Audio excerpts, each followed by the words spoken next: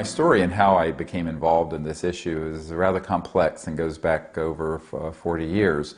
My uncle was the senior project engineer that designed the lunar module, which was the thing that landed on the moon with Neil Armstrong in it in 1969. And I was a young boy when he was working on that and had an interest in space and all of that because of family. But also around that time, when I was about 8 or 9, I saw a beautiful, seamless disc, round-shaped craft in daylight in the afternoon with some boys in the neighborhood where I grew up in North Carolina, in Charlotte. And there was a Douglas missile plant there at the time, and I think that perhaps they were investigating this missile plant. But we saw it and then it just vanished. It didn't float away, but it was hovering silently. And I became extremely interested that I had seen something from another world. And so I began to look into this matter a great deal. And as time went on, I really got involved very heavily and had a number of experiences with these ET spacecraft and the beings on board them over when I was a young man, late teenager. But in 1990, started an organization known as the Center for the Study of Extraterrestrial Intelligence, which is CSETI for short, C-S-E-T-I. And it's a nonprofit, and its main prime purpose is to create groups of people to go out to areas like you have in Norway, where these objects have been seen, and not just observe them, but to interact, to signal to them, and to interact with the intelligence behind the spacecraft. So that we began to do in 1990.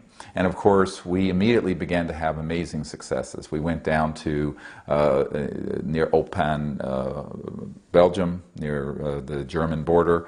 We had a massive triangular craft that came right over us, vibrating with the tones we were sending up.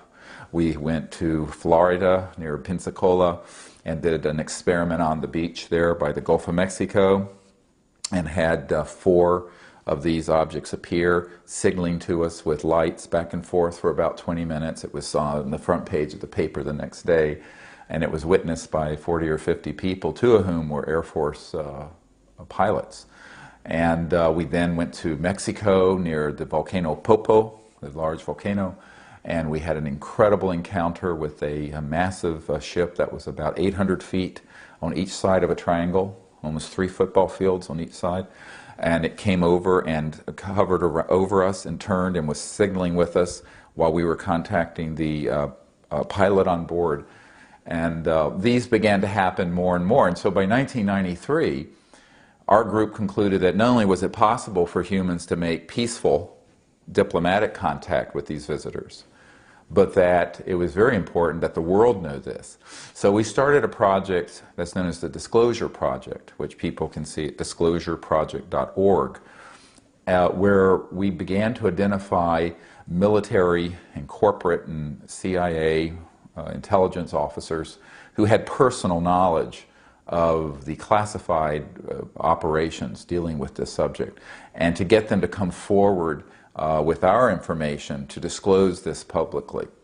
And that Disclosure Project really began in 1993. And around that time, of course, I was asked to brief President Clinton's team and his first CIA director, R. James Woolsey. So between 1993 and the year 2000, we spent a great deal of time not only putting together the evidence and the proof, which is available at disclosureproject.org, but meeting with members of the Senate Intelligence Committee in the United States, meeting with former ministers of defense in Great Britain, people who were in the White House staff, and of course very high officials at the Pentagon, including the head of intelligence for the Joint Chiefs of Staff and the director of the Defense Intelligence Agency, to name a few. And also at this time, the UN Secretary General Boutros Ghali, his family were very interested in this, and his wife Leah Ghali became very interested, and we met with her and gave briefing materials for them. So it was a public education effort, because what we felt was necessary was that the secrecy should be ended and this information disclosed so that humanity, not just one country in America, but all of humanity could make peaceful contact with these civilizations visiting us, but also would lay the foundation for these new technologies, the energy and propulsion systems that are behind these UFOs that are so mysterious. How are they flying? Well, this is understood, but they are in classified projects. So that was another objective, was to get the technologies out to the public so we could have a civilization that would get freed from the use of oil and the destruction of the environment.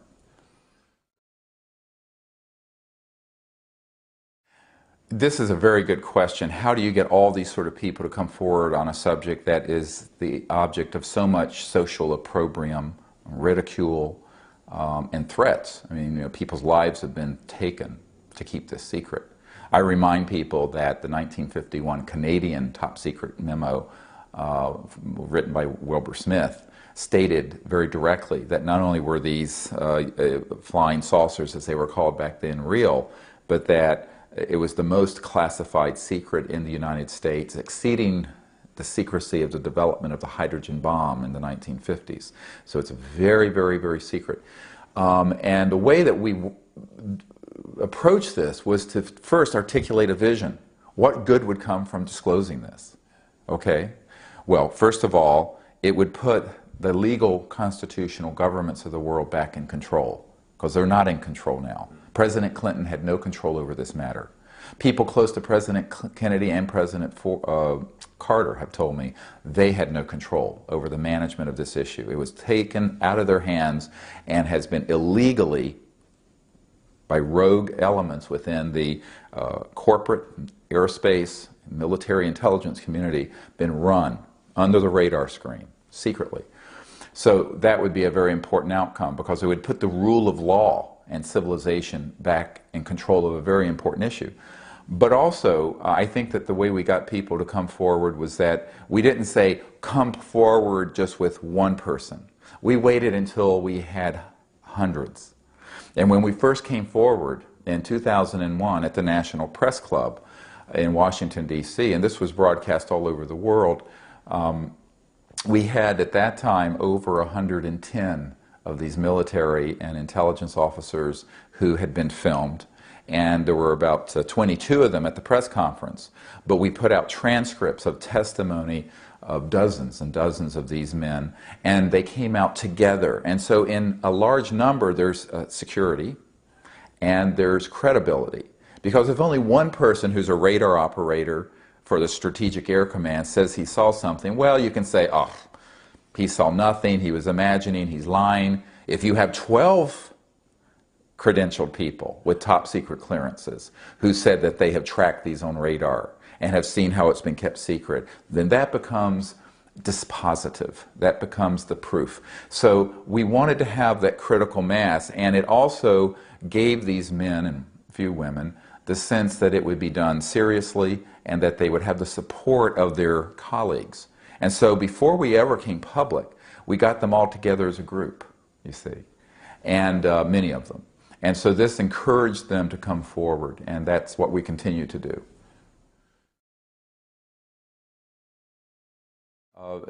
Many people ask the question, how have we been able to reach all the officials in government? I think a couple of things. One is, as I mentioned, the vision behind what we're doing. People know, people who are in the know. I don't mean in the UFO community, but I mean in senior ranks of government, not just in the United States, but in Europe and around the world, know that we've actually made contact. And this gets a great deal of attention to these high officials. Secondly, they know that we're doing this in a very truthful way, in a very direct way, with serious purpose. So they know that we're not going to waste their time. And thirdly, we have relied on networking. I tell people I was just a country doctor in North Carolina when I started this. You know, I was working in an emergency department. My background is emergency trauma medicine. And when I had the idea to do this, it was very much an idea. I did not have the network. But over a period of years, we made this network, and people who did know senior officials at the Pentagon and senior people in the government and in the Congress came to me. I didn't find them. They found me and said, look, I think this is very important. I can set up a meeting with Senator Bryan, who at the time was on the Senate Intelligence Committee, or the head of the Defense Intelligence Agency. So it all unfolded very organically, like a flower. And it's really been quite an adventure. But it wasn't because I had any family connections to these people. It was all through networking. And I think the power of the message is that it's really time for this secrecy to end, and for us to make peaceful contact with these visitors, and for the technologies that are behind these objects to be the new energy source to run the planet, so that there's sustainability, the end of poverty, the end of pollution, and the end of the environmental crisis. This is a very big issue. Of course, on the other side is people who do not want that to happen, and they are very powerful. And I have met with them as well, many of them. And some of them support what we are doing and some don't. And I think in the early days, I'm talking the 1930s, 1940s, they didn't really know what they were dealing with. They also did not understand the technologies. And I think that they also didn't know why these visitors were here. For example, the big increase in all the sightings around the world happened at the time when we began to detonate nuclear weapons. This is not an accident.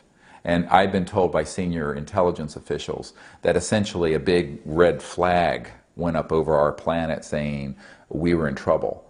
But not only are we in trouble, but we could be a threat to others, because you combine going into space, the early stages of space travel, and the use of hydrogen bombs and nuclear weapons, and a civilization on Earth that was still very violent, as you look around the Earth even today, of course. So this is something that any enlightened or even self-interested civilization observing the Earth, which I think we've been under observation for thousands of years, would be greatly concerned. But our military and government were completely shocked by this and didn't know what to do with it. I think that's the early, but later, I understand, of course, President Eisenhower wanted to make an announcement about this after he had a meeting near Edwards Air Force Base in 1954. But he was prevented from doing so by what he later called the military-industrial complex, because the interests for secrecy really fall into three broad areas. One is the inertia of the secrecy. Once you start something secret and you have made so many lies and frankly killed so many people and threatened so many people, and you've lied to Congress and you've lied to presidents, how do you bring this out? They painted themselves into a black box, black corner. The other, so that's the inertia. The other is that there were orthodox religious interests that did not know what to make of this. And I've had discussions with senior levels at the Vatican to discuss this. And today, most mainstream religious groups would say, well, there's one supreme being in the universe, and there are many children of God, and we're all children of God. This is what Monsignor Balducci said when we interviewed him at the Vatican. But the Orthodox and fundamentalists would view this in a very disturbing way, because it would upset their worldview. And I think then the biggest became the technological and scientific end of this.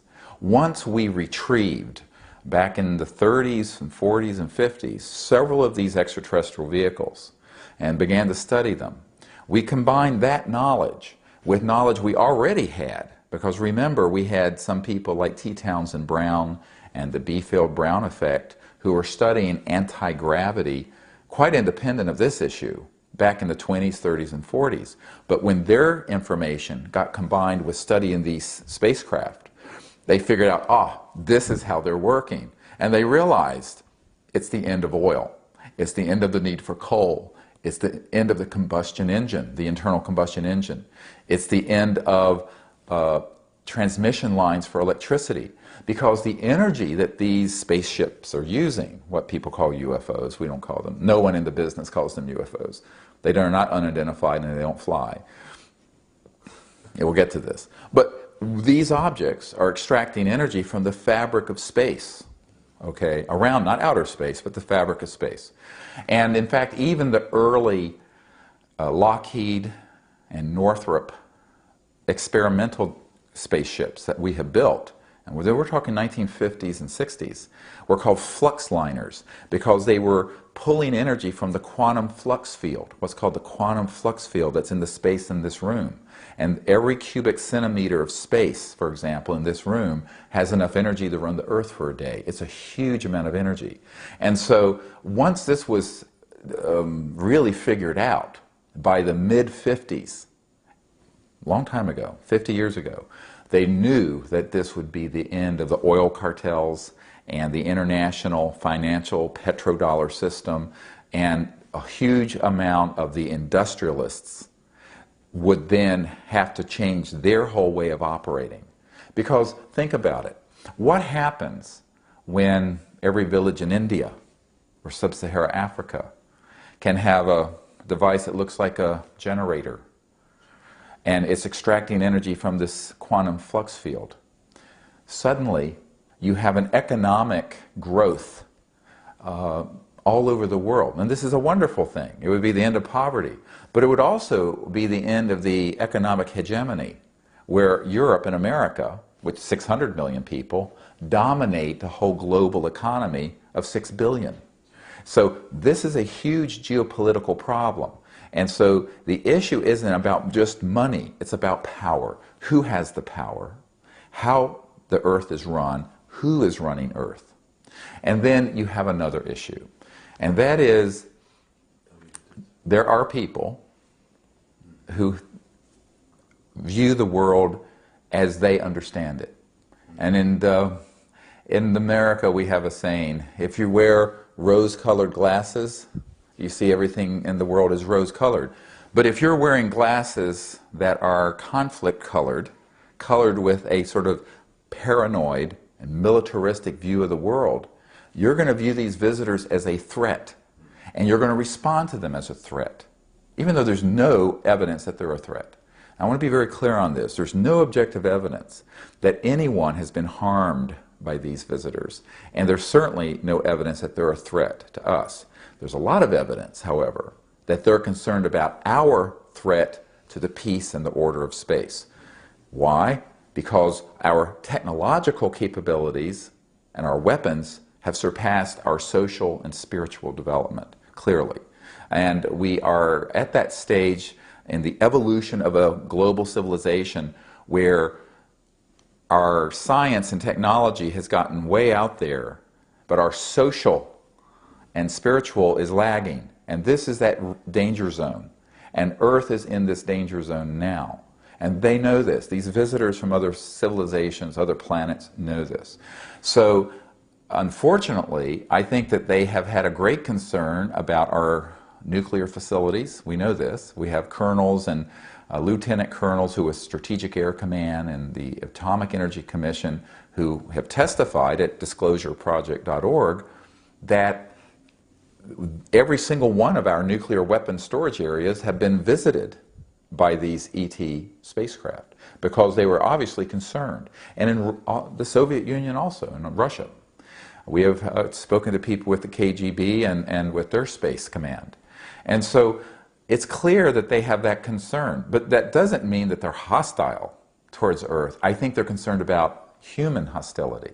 And I think, however, this has gotten misinterpreted because here's the risk. In the vacuum of secrecy, when you have this vacuum of secrecy, it's very easy to begin to believe your own worldview, and there's no one telling you differently. This is the danger of a program being hermetically sealed and kept this secret, because they do not get the perspective and it's gotten out of control. And Eisenhower said when he left office in 1961, beware the military-industrial complex, because it can become a threat to our security, our way of life, and our democratic institutions. And he was a five-star general and a conservative Republican. But he was very concerned. And why? We have people who worked with him in the White House at that time who have told us, who are witnesses for our group, that he had been stabbed in the back by people who wanted to keep this secret and actually trumped or violated his presidential power and took these projects and hid them deeper and deeper and deeper. This is a very dangerous thing in a world where you're dealing with technologies this powerful. And this was, of course, President Clinton's frustration. President Clinton asked Webster Hubbell, who was third in command at Justice, to look into two things.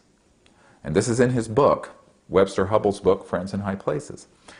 Clinton wanted him to find out about what are these UFOs, and, you know, well, who's keeping it secret and why, and who killed Jack Kennedy, because Jack Kennedy was his hero. Well, we discovered there was a connection. But, and his CIA director, R. James Woolsey, was equally worried, because when I met personally with Woolsey here in the Washington area in December of 1993, he was very gravely shaken by the fact that there was a secret cabal or a whole level of government and corporate activity dealing with this issue that was lying to him as the CIA director and as also to the president. So this is a very serious problem, and so the secrecy is related to a number of related issues. One is this inertia that happens when you have this large ongoing historical problem of secrecy. The other is certain orthodoxies of both religion and science that people don't want out. Because obviously, if you own a trillion-dollar oil field or a company that's assets are in that range, remember, this is not particularly good news for you. It's good news for humanity and for the earth and for the environment. But there's only a few hundred people in corporations who really control the world economy.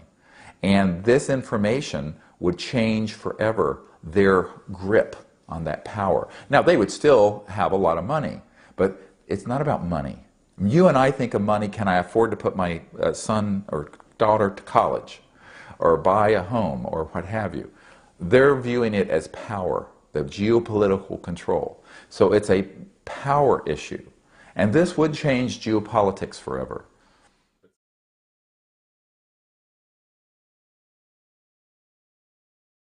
A very good question. How is control on the issue exerted? And it's through a number of means. First of all, through just pure corruption and intimidation. You should not underestimate the reach of folks who want to keep this secret, their ability to pay for people in the media to kill stories or change them or ridicule them, the ability to corrupt people in certain financial and governmental positions. And I've seen it happen, personally seen it happen. I've been approached by the former head of Army intelligence and by his minions to be bought off, to not tell the truth about this. And I told him, go away. But most people would not say go away. And particularly when it's attended by threats. And so the power of ridicule, the power of threats, and the power of inducements, position, money, what have you. But I think most importantly is psychological. It's a psychological phenomenon. Because if you create enough false information, what's known as disinformation, that makes the subject seem ridiculous or frightening, people don't want to hear about it. And it closes doors automatically. And since there is no large-scale institutional support or funding or professional effort on this issue, but before what we had done, there was nothing. There was hobbyists and volunteer organizations and what have you. It's very easy to do this because you can control the worldview on it by creating videotapes and movies and books that either frighten people and turns them off or makes it seem so ridiculous that they dismiss it as nonsense. And that is psychological warfare planning. And we have a document from 1953 from the CIA where they specifically talk about this, and this is in our books, where they specifically talk about the psychological warfare value of the UFO subject. Okay, so this has been over 50-some years of psychological warfare conditioning. I have a family member who was the city editor of the Boston Globe, a very prestigious newspaper in the United States, and she told me that even if we put an extraterrestrial body on her desk, she would not run a story about it in the Boston Globe because the subject has been the object of so much tabloid nonsense that it would be disreputable for them to talk about it. So a lot of the mainstream media won't touch the subject. They won't touch it, no matter how much positive evidence you give them. That has not changed much in 50 or 60 years. Occasionally it makes its way. And then the other issue is this. One of the big misperceptions, it's a very serious misperception, is that the big media is free in the West. It isn't. In fact, Pravda and the Chinese news agency have more accurately portrayed what we're doing than the Washington Post or the New York Times or ABC News in the United States. The reason for this, and as I understand it, it can be traced back to a number of documents, one of which is a fairly recent one from 1991. And if you go to disclosureproject.org, you'll see I wrote a paper called Media Play, and it's linked to a CIA document that got accidentally declassified, and I understand was later reclassified. And on page 6 of that document, it talks about the fact that the intelligence community has at every major wire service, news magazine, and television network, not just the United States, but around the world, agents embedded in those media to kill, alter, change stories as needed. Well, you know, the public out there is very naive about thinking that we have a free and unfettered press. We do on small issues, but on these sort of big issues, it's very controlled. And I tell people they should read a book called Into the Buzzsaw that Gore Vidal wrote the foreword for, that talks about mainstream journalists who's discovered very hot issues, not this issue necessarily, but how they were cut down and went into this buzzsaw of being completely eliminated from being able to tell the story to the people, not just in America, but around the world. So once you get into the large corporate international media, they're plugged into the international corporate finance and international interest. And I am very skeptical that they're really that free. And the reason I say this is that I've seen it firsthand. I had an executive producer at ABC News in New York who wanted to do a huge expose using Disclosure Project military witnesses.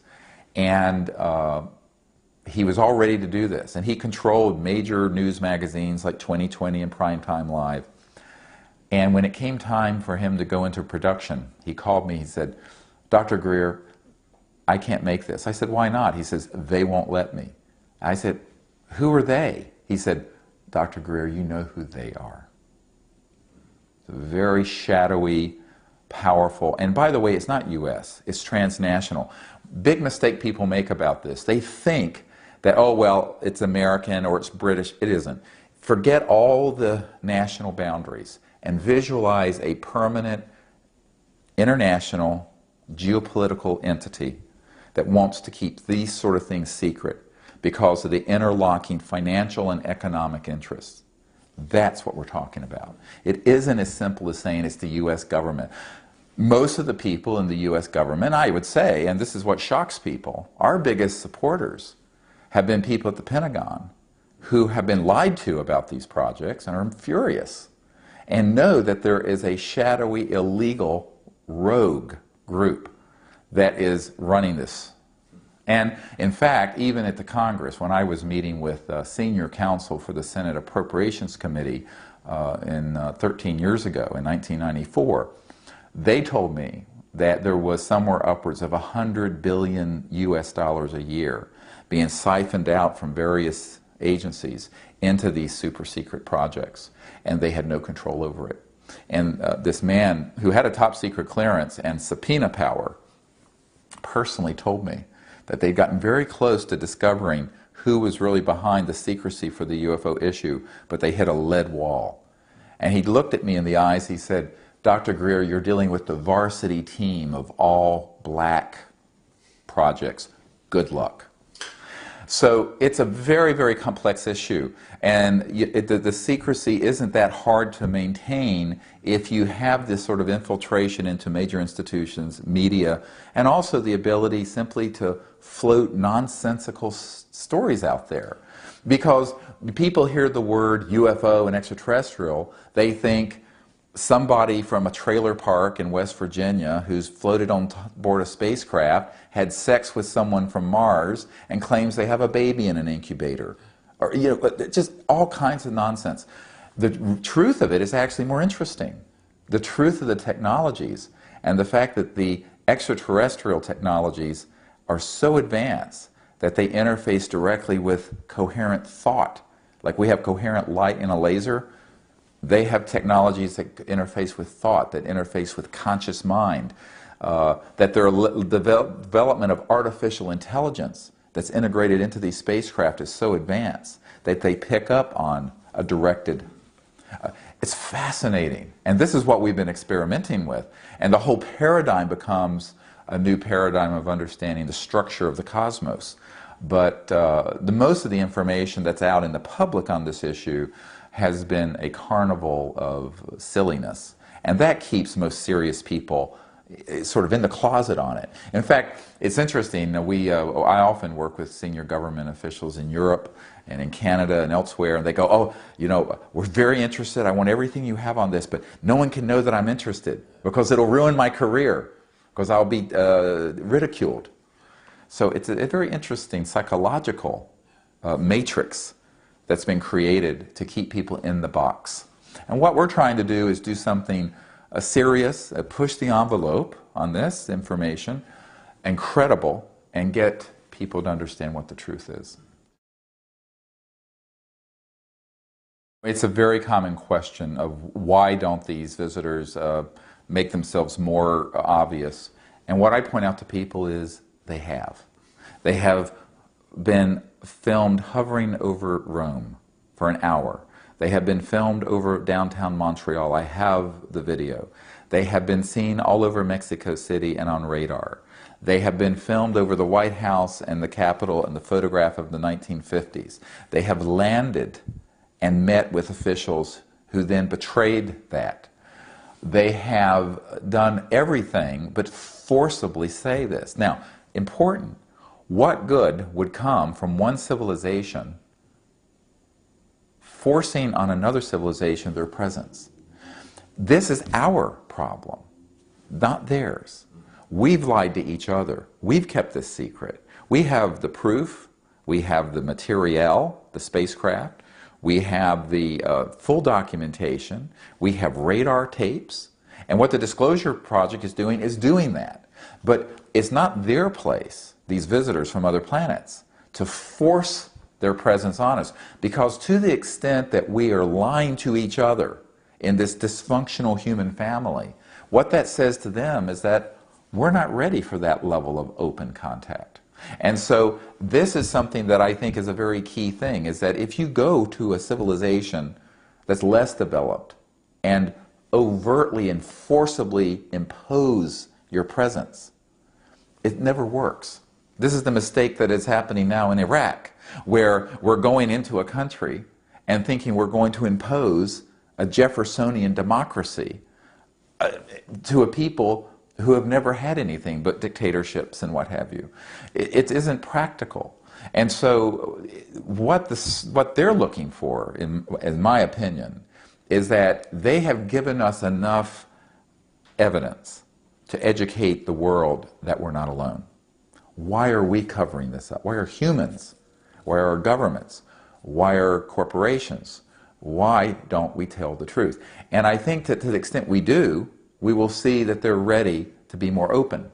Now, the other point is that what agency on earth is assigned the task of interfacing with them? They're not interested in just the Norwegians or the Americans or the French or the Chinese. They're interested because they are global civilizations. They are interested in human Earth civilization. But the United Nations has no mandate to deal with this. We've tried. They refuse. They're too afraid. And they've been threatened. I know for a fact that they were threatened not to when we asked them. So CSETI, the Center for the Study of Extraterrestrial Intelligence, is a citizens diplomacy effort. And we have people going out all over the world. I mean, in Australia, South America, Europe, United States, where we have teams using certain protocols attempting to make contact peacefully. And of course, we have not the funding of a government, we don't have the equipment and what have you, but it's a prototype, experimental diplomatic effort. And we have had amazing results. And the reason we have is that they want that kind of contact, but they want it when people are ready for it. And the sign that we're ready for it is when we ask for it. So it's really more the secrecy and the fact that these visitors from other civilizations and other parts of the universe are not forcibly exposing themselves to us is an act of compassion on their part. Obviously, if they wanted to, they could. They have chosen not to because their measurement of how ready we are is how we react. And we have failed that test so far. And I think that this is something that takes a lot of introspection and courage from our leaders. This is why when I meet with people in the governments, I say, look, they are waiting for an appropriate response from the Earth. An appropriate. We've fired at them. We've tried to get their technologies to reverse engineer them so we can have them secretively. We have denied them. We've ridiculed the issue. We've lied to each other. We've covered it up. We've done everything but do something appropriate, peaceful, reaching out to them, and be open and honest about it. So that is the next step. And some government in the world, I don't care what government, Norway, needs to lead that, be the leading edge of that. And until then, our group is trying to do this with our humble resources. I mean, obviously, we don't have the resources of a government. I think that part of it is that there has been so much virulent disinformation put out into the public. And you have to understand, you say these investigators and researchers, most of them are housewives or businessmen. They have an interest as a hobby. And they're not going to be able to distinguish between a false case and disinformation that's put out by counterintelligence from a shadowy military operation or corporate operation and the real thing. How are they going to distinguish? And so there's a lot of confusing information, and it's very difficult. I tell people it takes years to get, it's like peeling away layers of an onion. And you've peeled away 38 layers and you still have 20 more to go. Because it is an enigma wrapped in a mystery, wrapped in a total black hole of deception.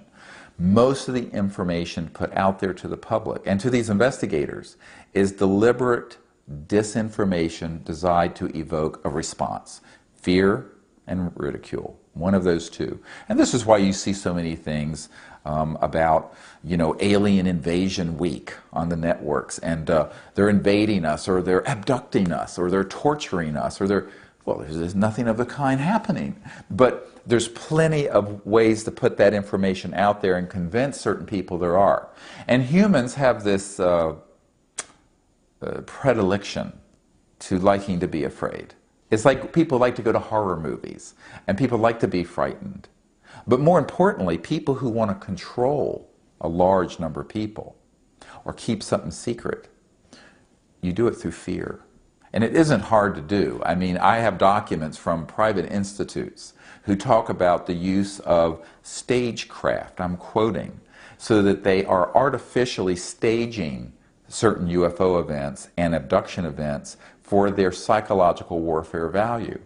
And I encouraged a man in England to write a book called MILAB, Military Abductions, where it talks about this. And the value of it is that it puts out a certain patina of fear that can manipulate large numbers of people. Because one of the long-term agendas for this secrecy, which Werner von Braun, who was the Nazi German, I should say, perhaps, he'd said he really wasn't a Nazi, but he worked with Hitler's and developed a V-2 rocket. He was brought into the U.S. space research program back after World War II, and his spokeswoman for the last 4 years of his life is on our team. And she said, oh yes, he knew about this, and he said to her that there's an enormous amount of disinformation on this subject because their agenda long-term, this huge $1 trillion a year military industrial project, is to grow that industry so that the whole world becomes united against a threat from outer space. There is no threat from outer space, but if you can convince people there is, instead of spending $1 trillion a year out of the global economy, we'll spend $2 or $3 or $5 trillion a year. And that's the agenda behind the secrecy. But in order to do that, people have to have an enemy, and you have to manufacture fear. And so the average person who investigates this issue has not had access to Werner von Braun's spokespeople or to the head of the Defense Intelligence Agency, which we have. And they are completely vulnerable to a lot of false information. And I say this, and I say this with some compassion, at least 90% of all information out there on this subject is some form of deliberately implanted false information designed for a certain agenda. And so I tell people they need to be very skeptical, and it takes a great deal of research to find out, to get to the bottom of it. Well, the Disclosure Project is an ongoing initiative, as is the CSETI project to make contact, which we call the CE5 initiative, Close Encounters of the Fifth Kind. And the Disclosure Project is moving forward with a number of governments around the world, as well as the United States government, to identify people who want to see this done. And we've recently had conversations with some of the new chairmen of committees at the Congress. We're working very closely with the Honorable Paul Hellyer in Canada, who used to be the Minister of Defense for Canada. We're working very closely with a very powerful European country to effect disclosure, and they are cooperating. I can't say who this country is, which country it is, but it's a very significant development. So we're continuing to put the information out, but also work and coordinate with various governments around the world to make that happen. And we've actually, in the last 6 months, have had some very positive breakthroughs. In addition to that, we had continued to put these contact teams together, which has gotten the attention of a couple of different governments around the world who are supporting contact peacefully and are wanting to work with us for peaceful contact. So this is a very positive development, and we hope that bears fruit in the next few months to year or so. So that's really where we're going with that, and we continue to train people to do this, because I believe that Rupert Sheldrake, you may have heard of, has an interesting theory about morphogenic fields and how when a certain number of people start to do something, it picks up a sort of power non-locally that influences. And I think that the more there are people who understand the subject and move in the direction of positive contact and a positive outcome for the future of Earth, that reality will be manifested. That reality will appear. And so I think it's very important for people not to sit around waiting for Norway government or United States government to act. We are people who are conscious. We can act. And the mind, the human mind, is very powerful. And a group of people working together who are conscious with the right intention can make amazing things happen. And that's what we're encouraging people to do.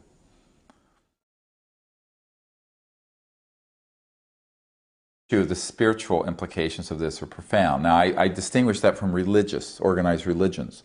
But I think that what's very important and what's key to our perspective on this is that Erwin Schrödinger, who was the father of quantum mechanics and particle wave theory, stated 100 years ago or so that the total number of minds in the universe is one.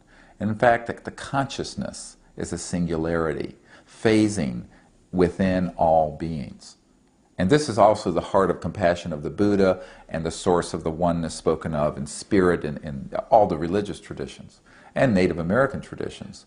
And I think that we are going to have to return to a very deep spiritual understanding of what it means to be a conscious being, to be able to not only live on this planet peacefully and not blow each other up over sectarian differences, but also to go into space. Because when you look into the eyes of an extraterrestrial life form, they may be very different from us in many ways, but if you see that that being is conscious, and the light of that conscious spirit is the same as the conscious light within yourself, then you can find some common basis.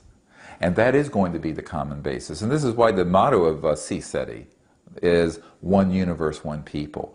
That within the understanding of the true nature of mind, the true nature of the conscious mind is that it's a singularity.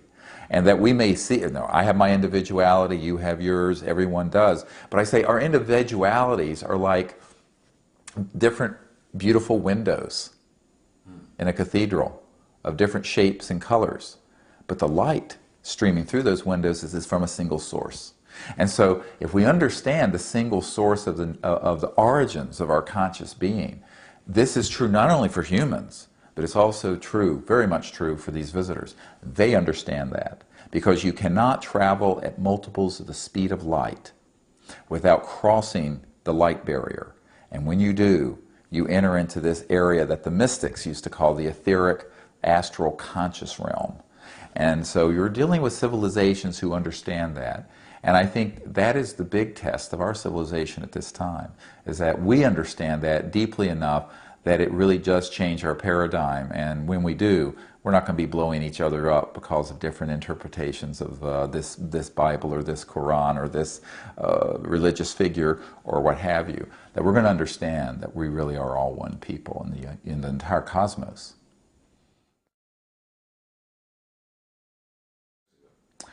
I think the work that we're doing now could have been done 100 years ago if someone could articulate the elements. And my sole purpose is to try to articulate and give expression to the elements, all the components. But I think that today there are more people who are aware that not only are we not alone, remember at least half the people in America think that these UFOs are real and something's being kept secret. But I think that more importantly, more and more humans are skeptical of the demagoguery that goes with dividing people. And more people are saying, now wait a minute, we're all one people on this planet. Perhaps we're all one people in the cosmos. And that's what we're trying to say, is that we're really all one people in the entire universe. And that universal consciousness and universal understanding, to me, is the thing that will truly transform life on this planet and is the next big leap in human development.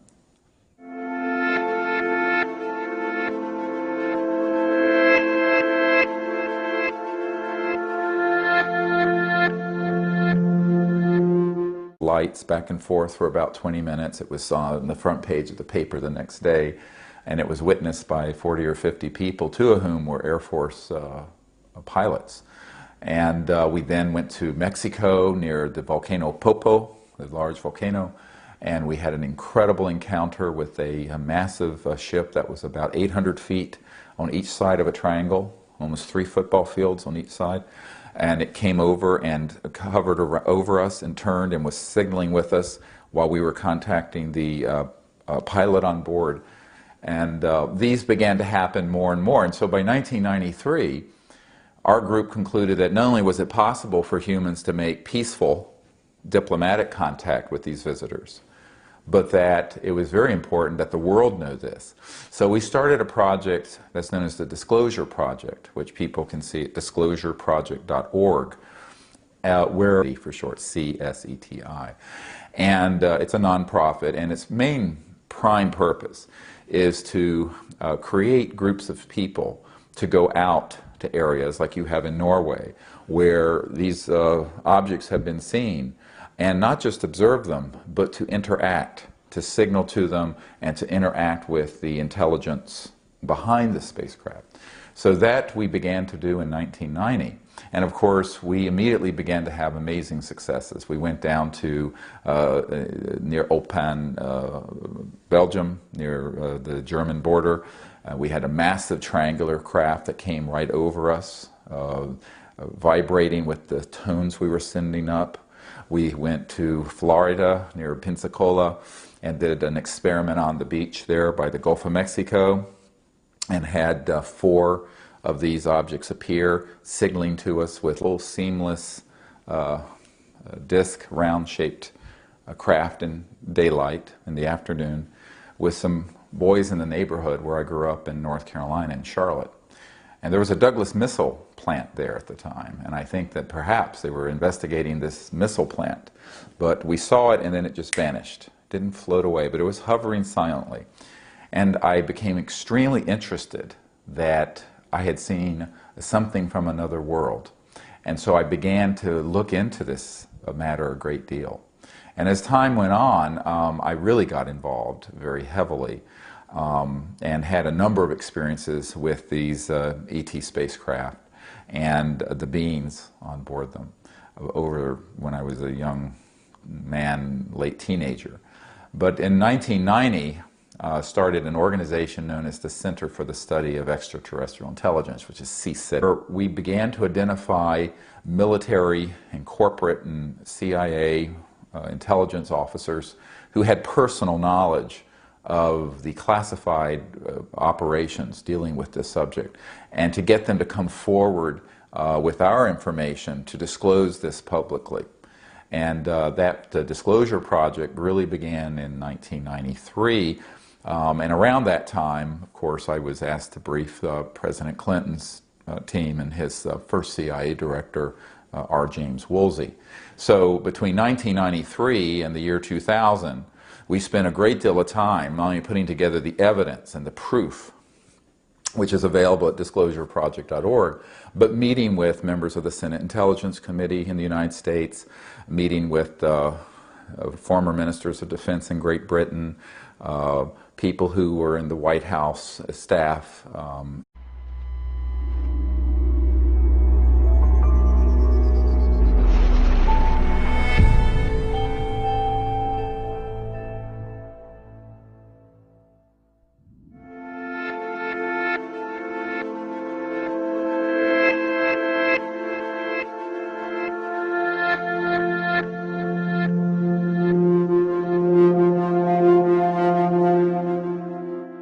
Yeah, my story and how I became involved in this issue is rather complex and goes back over 40 years. My uncle was the senior project engineer that designed the lunar module, which was the thing that landed on the moon with Neil Armstrong in it in 1969.